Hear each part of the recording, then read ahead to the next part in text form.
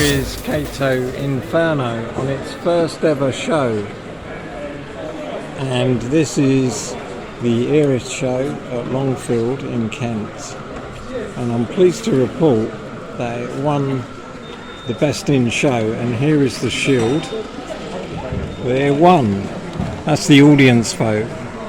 I'm just so happy that Cato Inferno has won an award. The other two layouts won trophies, and so this completes the set.